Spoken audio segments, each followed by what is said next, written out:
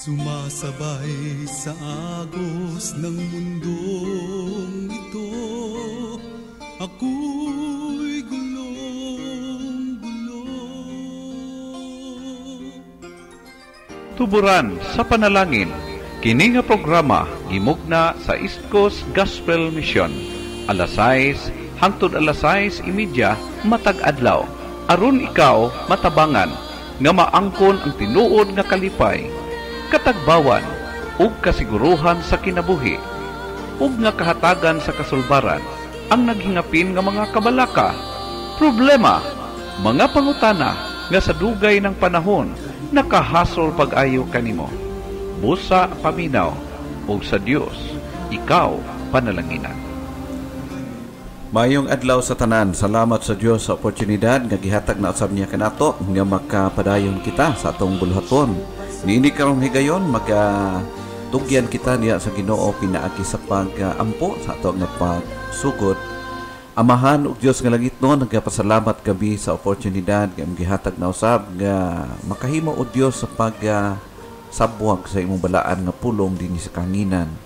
Panalangini o Dios ang tanan nagapaminaw karon diya sa tagsatagsan la ka mga radyo diya sa ilang panimalay o sa tanan ng mga Facebook friends nga naga-follow karon live and bisan pa man o Dios ang tanan maka-follow o makascan di ining mga preachings Ginoo. I pray nga ang imong balaan ng Espiritu padayon sa paglihok, paggamit sa imong pulong, pag-convict, pag-challenge, pagdasig og pag-check Ginoo sa among mga kinabuhi, mga attitude, character toward sa pagpangalagad diha kanimo Ginoo niini nga kalibutan while nagahulat kami sa imong pagbalik. Panalangin ni o Dios ang padayon ka sa paggamit sa imong mga pulong o i-bless Ginoo ang tanan nagapaminaw karon.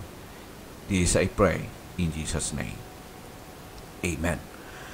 Salamat sa Ginoo nga kitagaan kita padayon sa buluhaton o sa oportunidad makahimo sa itong buluhaton. Padayon kita nagahisgot sa simple nga mga pagtuon may tungod sa importansya sa paghimo nato og follow-ups alang ni adtong mga katawhan nga nahayagan diha sa pulong sa Ginoo bag-o pang nakakaton, bag-o pang naliwanagan sa pulong sa Ginoo og bisan pa man ang mga Kristohanon nga diin nakulangan pa sa ilang pagkahibalo diha sa pulong sa Dios, mao'y hinungdan nga usahay ang pagiging participative or supposed nga maging cooperative alang sa bulaton wala na materialize diha sa ilang kinabuhi.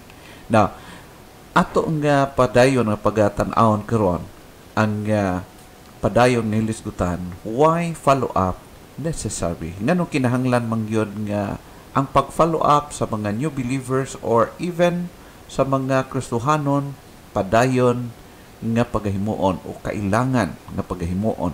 Why follow up is necessary? Nganong kailangan gyud ang pag-follow up? Dili nga sama sa nagtanom nga human na tisok biyaan dayon, no?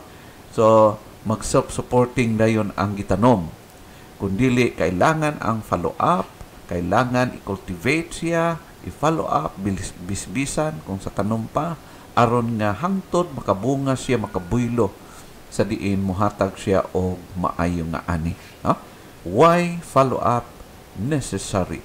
Kinahanglanon kini gala tungod kay whether we like it or not, according sa pulong sa Ginoo, expectedly samtang ang usa ka tawo mudangop diha sa Ginoo aduna gyud siya'y ginasagubang sa iyahang pagkinabuhi, no? Ang new believer silang tanan o ang magtotoo, even ang mga old believers, shall we say, are vulnerable sa mga attack, no? Vulnerability because of their vulnerability of a new Christians or Christian. Ang ato nga mga atong hibaluan sa pulong sa Ginoo nga gisulti gyud as warning nga ang mga Kristohanon nga bag-o pa lang diha sa pagtulunan, delikado sila, no? Prone kaayo sila sa mga pag-atake sa kalaban. Kung dili mabantayan, kung dili sila maamumahan or ma-follow up, sayang lang, no, ang mga paghago. It's because mawala ra sila diha sa pagpangalagdan diha sa Ginoo. No? Ato makita that Satan seeks to destroy those in the faith. Mao kana siya ang primary target sa atong kalaban, nga mao i-destroso, gubaon, o kung mahimo i-damage, no? O kung mahimo man, kung dili man siya ma-damage, mahimo siya nga stagnant sa iyang Kristohanon nga pagkinabuhi. In fact, ang ato makita sumala pa sa warning ni Apostle Pedro din sa 1 Peter chapter 5 verse 8 and verse 9, a very common nga reminder sa pulong sa Ginoo nagaingon, be sober, be vigilant, because your adversary the devil, as a roaring lion, walketh about seeking whom he may devour. Mao kana siya ang gisulti ni Apostle Peter. Be sober, be vigilant. Ganuman ang rason, because your adversary the devil is like a roaring lion. Mura siya og leon nga nagmulog, og prone kaayo siya sa pag-atake kay nganuman bag-o pa siya diha sa pagtulunan. So mao kana siya nga kailangan jud muhimo og follow up, especially sa mga bag-o nga Kristohanon, kay nganuman sila ang puntarya sa kalaban, o gusto sa kalaban nga mahimo sila nga madistroso ang ilang kinabuhi, mapugnan sila gikan sa pagsunod o sa pag-alaga diha sa Ginoo. In verse 9, whom resist steadfast in the faith, knowing that the same afflictions are accomplished in your brethren that are in the world.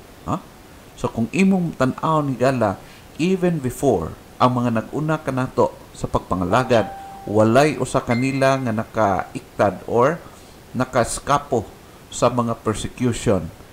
Tanan sila naka-experience, tanan sila naka-undergo og mga afflictions, persecutions sa pagpangalagad sa Ginoo.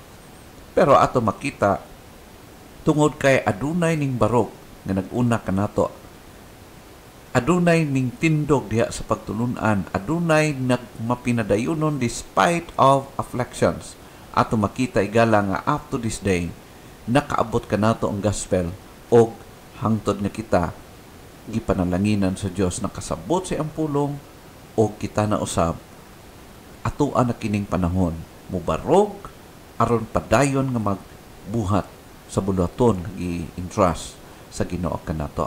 So sa atong panahon karon, kinahanglan nga kita magtuman, magbuhat sa dapat natong himuon aron nga ang kabubuton sa Ginoo matuman usab, ma-fulfill nga ni sa ato nga mga kinabuhi. Di not only nga si Satan nagapangita siya og idistroso nga bag-o pa lang diha sa pagtulunan, but a Christian is most vulnerable when they are not grounded in the faith. So kung mahimo lang Kristohanon og di man lang sila maging grounded diha sa pagtuo, mahimo sila nga vulnerable despite nga mutawag nato nga daghanat pila na ka mga katuigan sila sa Christian life. Bisan pang nag-abot lang 10 years sa ilang Kristohanong kinabuhi, 20 years without follow-up, dili sila maging grounded, dili sila lig-on nga napundar. O panahon nga moabot ang mga pag-atake, di lisod kay sila makabangon. In fact, ingon sa Luke chapter 8 verse 13, nagaingon ang pulong sa Ginoo, they on the rock are they which when they hear, receive the word with joy, and this have no root, which for a while believe, and in time of temptation fall away. Mao kini siya ang gisulti ni Ginoong Hesus dito sa Book of Luke, no? Ato makita nagsulti siya sa seed nga nasabwag sa klase-klase nga yuta, no? Nahulog nga to sa batuon, nahulog sa kasampinitan, nahulog sa kasagbutan, o nahulog adapin sa dalan, and nahulog sa good ground. No, kung imong tan-aw ni gala, usa ni ana kaning giingon niya sa verse 13 nga kadtong mga tao nga wala ma-establisar, dili sila grounded, wala sila nabutang diha sa maayong yuta. At first, naminaw sa gospel, siguro partially nakasabot, pero not totally. So, ato makita nga mawala lamang sila. Or even sa mga Kristohanon, tinuod nga mga Kristohanon, pero kung dili sila follow up, mahimo silang Kristohanon, pero makita nato nga dili mapuslanon ang ilahang nga kinabuhi. Dili sila maging mabungahon also. It's because lack of follow up. Wala sila wala ma-cultivate ang ilang Christian life. Therefore, ang follow-up is necessary. Ang mga weak na Christians need to be assisted by the older or mature Christians. Kinsa man ang mag-follow up ni kanila, ang mga older or matured Christians in the church. Not only the pastor or the workers in the church, but also even those who are matured believers, Christians. Kung nag-ila ka sa imong kaugalingon nga matured ka, nag-grow ka na, ikaw usab responsible nga muhimo sa pag-follow up. So, accordingly, sa pulong sa Ginoo. In fact, in Galatians chapter 6, ato makita din niingon sa verse 1, Brethren, if a man overtaken in a fault, ye which are spiritual, restore such and one in the spirit of meekness, considering thyself, lest thou also be tempted. So, nagisgot siya about sa mga weak brethren. Katubitaw, kanabita ang mga weak brethren, new believers, usually, dali ra na sila mapandol, dali lang sila magkaluya, dali ra sila maluya sa pagpangalagad, or dali lang sila mabitik sa mga temptations sa ilang kinabuhi. Therefore, ang katong mga old or matured, shall we say, matured believers, sila ang responsible nga mag-take care, back up kanila. In verse 2, bear ye one another's burdens, and so fulfill the law of Christ. Pagtinabangay, pagpasaan sa uban nga mga naas kabugatan. Now, tungod ka na igala, nga ang ato ang nga mga burdens, lahi-lahi man tagipasaan sa matag karon unya. Pero, ato makita nga naay mga believers nga gamay lang nga mga challenges kinabuhi, di sila makabarog. It's because weak ang ilahang pundasyon, wala pa sila na makabalo sa mga butang na dapat na mabalaan. That's why, nga dali ra sila matandog o mapukling sa ilang pagpangalagad sa Ginoo. That's why, ang mga matured believers, kinahanglan nga sila mo back up, mo tabang, mo paluyo sa pagpabarog kanila, pagligon, pag-challenge kanila. Mao kana siya. Why follow up is necessary? Nga naman, tungod sa pagka-vulnerable sa mga new believers. O di lang kana, ikaduha, because new Christians are potential for change. Ang mga bag-ong mga Kristohanon, potential sila para sa kausaban. Ang mga bag-ong masangyawan sa pulong sa Ginoo, mas open-minded sila, mas ready kayo ilang heart, soft kayo ilang heart. Once na makadungog sa gospel, paspas ang ilang reformation, paspas ang ilang kausaban sa ilang pagkinabuhi. So that's why nga kailangan paspasan sila sa pagtudlo, padayunon sila pag-follow up, tungod kay ang ilang potential is mas taas compared sa mga matawag na to nga mga karaan ng mga Kristohanon. Kung i-compare ni mo higala, kasagaran sa mga gahi na tudloan ka ng mga karaan ng mga magtutuo. Nganuman, abi manggod sa mga karaang magtutuo nga kompleto na sila. That's why, dili na kaayo teachable, except sa mga nagkaroon jud og kasing-kasing pagiging teachable. Mao kana siya higala nga kailangan ang follow-up himuon gyud padayon, especially sa mga new Christians or new believers. Tungod kay, A new Christian convert has just expressed godly sorrow and repentance. Kana bitawng bag-o na masangyawan, bag-o lang siya nakahinuklog, nakasabot, bag-o siyang naka-experience ni anang paghinulsol, repentance. It means to say, ang iyang kasing-kasing is anaa pa sa pagkamadinawaton diha sa pulong sa Ginoo. In fact, ingon din sa 2 Corinthians chapter 7 verse 10, For godly sorrow worketh repentance to salvation, not to be repented of, but the sorrow of the world worketh death. Nag-discuss about repentance, godly sorrow or true repentance. Nagahimo siya, nagahatod siya sa usa ka tawo diha sa kaluwasan. Ug kana nga repentance, kana nga pagbasol, mao kana siya ang pagbasol nga tintiunay. Now, ang bag-o nga convert nga mga tao o new believers, humok kaayo ang ilahang kasing-kasing. O sayon silang tudluan. O open-minded sila once nga tudluan. Nag-welcome sila sa mga butang nga gikan sa pulong sa Ginoo. That's why kailangan nga i-follow up, padayon ang ilang mga nahibaluan, no? Padayon. O mo kana siya ang ato makita potential ang mga new converts, new believers para sa reformation or transformation sa ilang mga kinabuhi. The desire to change and do what is right is at a peak. No? So, mo kada siya. Dili lang sa diha nga na-convert sila, nakasabot sa gospel, dali sila nga ma-mold, kundili ato makita naa sila sa pinaka-peak sa ilang spiritual life. O nindot kayo nga ma-follow up sila. Ingon pa si dini sa Acts chapter 16 verse 15. Ingon, and when she was baptized and her household, she besought us, saying, If ye have judged me to be faithful to the Lord, come into my house and abide there. And she constrained us.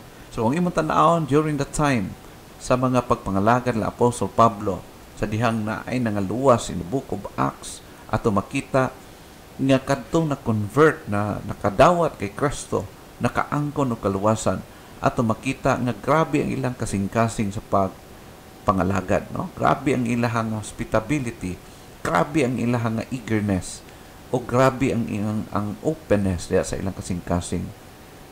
To the point nga willing sila nga mo serve, willing sila mo sacrifice para sa mga alagad usab sa Ginoo.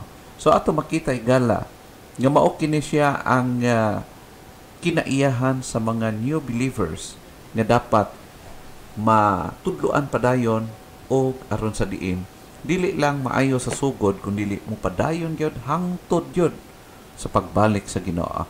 Tungod kay ang Christian life nag-start lamang kini the moment nga siya nagtugyan sa kinabuhi kay Kristo, nadawat niya ang kaluwasan gikan kay Kristo. Nag-start siya sa iyang Christian nga pagkinabuhi Kristohanong pagpangalagad. O matapos lamang kini niining kalibutan panahon nakuhaon siya sa Ginoo. No? So naay mga uban nga bag-ong Kristohano nga gabagabagag yun, no? Gaaso-aso. Grabe yun.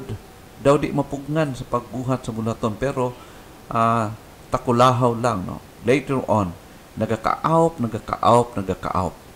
So that's why nga ang mga new believers kinahanglan ma-follow up, padayon nga ma-follow up aron mag-grow sila, padayon hangtod nga mag-mature sila o padayon maabot nila ang pinaka taas na level sa ilang Christian life. Number 3, given proper direction at this time, much progress can be accomplished. Kung matagaan sila o proper nga direction sa pagkinabuhi, so daghan, layo silang maabot o makita nato later on kung paano sila ginagamit sa Ginoo. Mao kana nga kailangan yun i-follow up. In fact, in 2 Corinthians 7 verse 11, nagingon, see what great earnestness godly sorrow has produced in you. How ready you are to clear yourselves, how indignant, how alarmed, how full of longing and enthusiasm, how eager to seek justice. In every way you have demonstrated that you are innocent in this matter. Of course, kung imong tanaw ni galang background, doon ay problema nga gi-mention si Apostle Pablo against sa grupo o sa Kristohanon church dito sa Corinthians. Kung imong tanaw ni gala nga sa dihang nagpadala si Apostle Pablo sa rebuke ang mga Kristohanon dito nga area, naa sila'y kasing-kasing nga madinawaton sa mga pag-correct kanila, naging humble sila o naging ready sila nga mo respond sa in positive way na inaamag yung mga usahay, mga higala nga once nga ang Kristohanon bitaw ni feel na sila nga muraga okay na kaayo, no?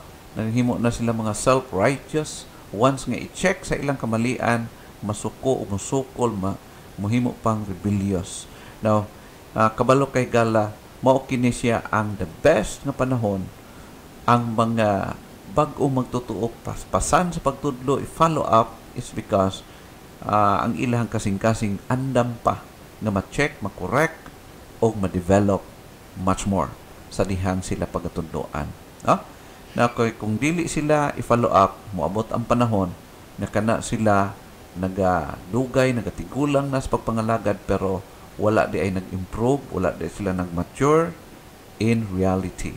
Wa sila tinuod nga nagatubo, hinunua, nagtaas lang ang tuig sa ilang pagpangalagad pero in reality, wala sila mo grow spiritually. Kay ang pagtubo spiritually, wala man nagdepende pila ka tuig na Kristohanong pagkinabuhi, kundili kung unsa ikaw nag-response sa pulong sa iyo, paano gi-apply nimo ang pulong sa Ginoo honestly diya sa imong kinabuhi. So mao kana siya higala. If the desire to change is not cultivated, discouragement and apathy can develop. Kung ma-failure ang usa ka alagad sa Ginoo or even ang mga matured believers in the church, ma-fail sila sa pag-cultivate sa new believers or sa mga Kristohanon nga diin kailangan pa og more development. Kung ma-failure sila, instead nga mo-grow sila, mahimo sila, makadevelop sila og apathy. And mahimo silang incooperative diya sa buluton sa Ginoo. So sayang ang ilang kinabuhi, sayang ilang years nga gi-spend ining kalibutan nga di man lang sila magamit diya sa buluton sa Ginoo. Number 3, ngano kinahanglanon ang pag-follow up? Because they are effective in producing spiritual multiplication. Kanang mga Kristohanon pag matudluan is potential sila, effective sila alang sa buluhaton sa pag-reproduce of another Christians. Mao kana siya.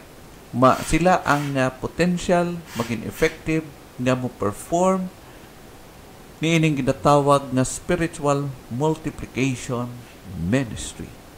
Dili lang nga ang pagtulunan sa Kristohanong pagtulunan taman ra gyud sa iyang kinabuhi, taman ra sa iya kundi mapasan niya kini dapat ngadto sa uban. Now, ang growth in the early church was described as multiplying. Kung imong tan-awon ang original nga story or experience sa early church nga nag-una ka nato, especially in the book of Acts, makita nato kung unsa ang quality or unsa ang kalidad sa ilahang pagpangalagad diya sa Ginoo. Kung atong tan-awon higala, grabe ang ilahang ehemplo dinhi sa pulong sa Ginoo dinhi sa Acts chapter 6 verse 7. So the word of God continued to spread, and the number of disciples in Jerusalem continued to grow rapidly. Even a large number of priests became obedient to the faith. So kung imong tan-aw ni Gala, nga grabe gyud ang influence, grabe ang pag-spread sa gospel, it's because dili lang ang mga apostoles ang naga-preach, but the members, the believers, nagpadayon sila, nagparticipate sila sa pag-share sa gospel, o to the point na daghan ang laliwanagan, daghan ang gibless sa Ginoo through His words, o daghan ang nag-commit sa ilang kinabuhi o nagmatinumanon diya sa Ginoo. In Acts chapter 9 verse 31, so the church throughout Judea, Galilee, and Samaria enjoyed peace as it continued to be built up and to live in the fear of the Lord. It kept increasing in numbers through the encouragement of the Holy Spirit. So ato makita ang dagan, no? Kung unsa ang effect diha sa kinabuhi sa mga Kristohanon sa bag-o pa nagsugod ang iglesia. So bag-o pa nagsugod ang pagtulunan sa Ginoo after sa iya nga pagkayap ngadto sa langit. Ato makita nga grabe ang pag-spread sa gospel, pinaagi sa paggamit sa Ginoo sa mga kinabuhi sa mga Kristohanon nga naging responsive o naging obedient diya sa iyahang mga buluhaton. Another, in Acts chapter 12 verse 24, but the word of God continued to grow and spread. Kung imong tan-awon ang previous verses, dinhi nga panahon grabe ang persecutions, grabe ang mga daghang kay nag-arise ng mga kalaban, mga opponents aron babagan ang pagwali sa pulong sa Ginoo. But despite sa mga persecutions, ingon siya dinhi, but the word of God continued to grow and spread.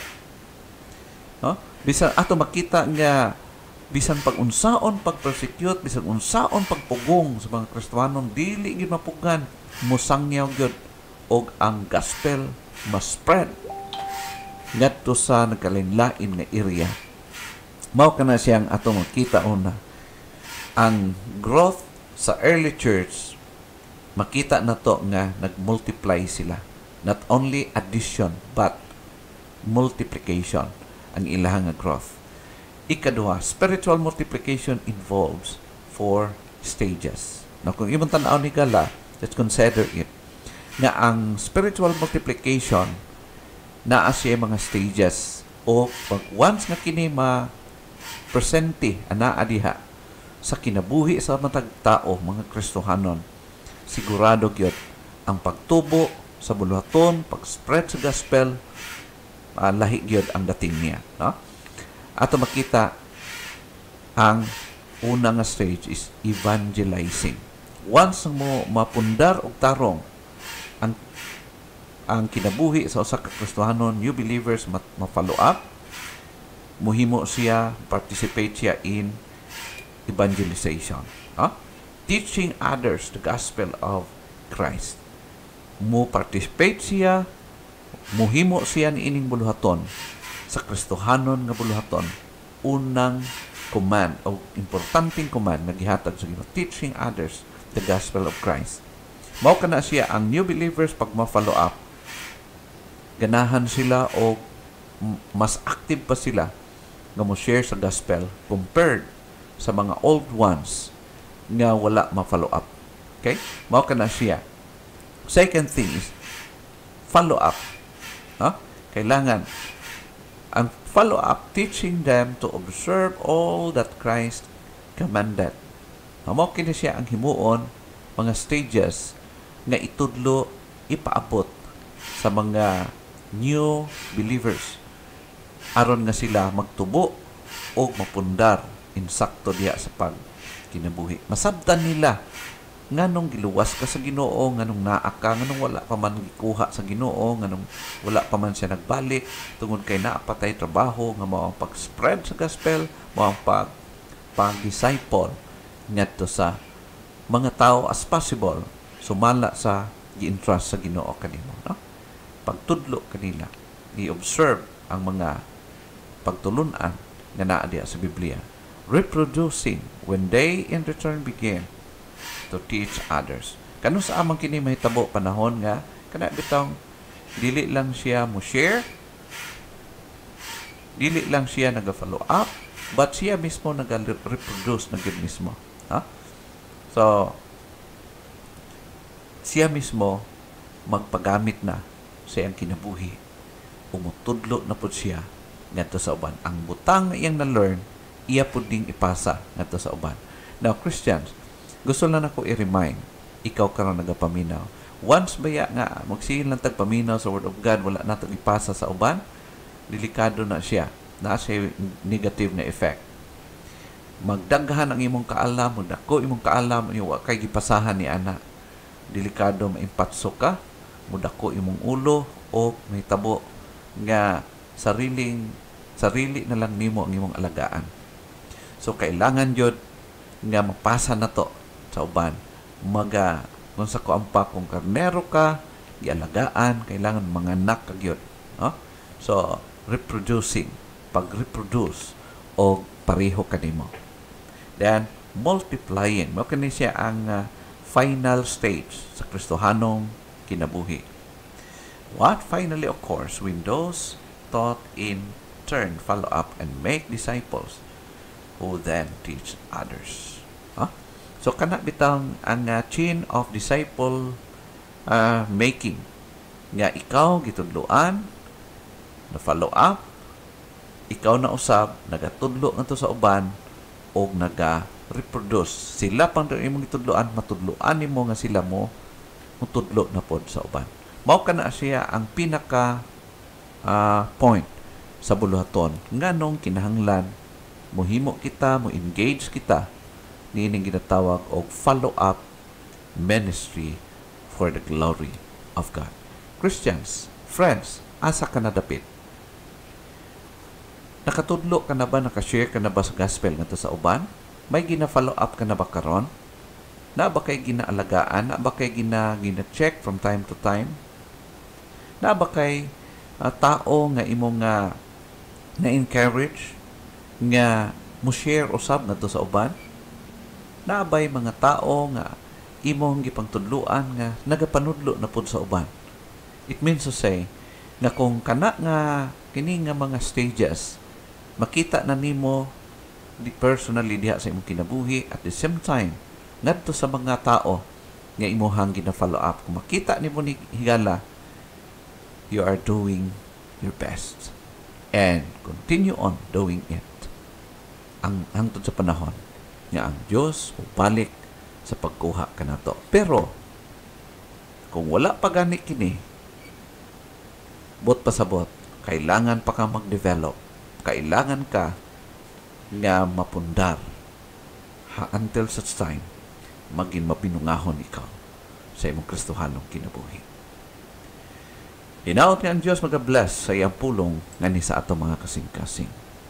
Amahan og Diyos nga langiton, salamat sa imong pulong nga nagtudlo ka namo, nag-challenge ka namo, nag-remind ka namo, oh God, sa importante o importansya nga imong gihatag ka namo sa pag-engage, pag-involve sa follow-up ministry. I-bless Ginoo ang tanan nagapaminaw karon. I-bless o Diyos ang imong pulong diya sa ilang kasing-kasing. In Jesus' name, Amen.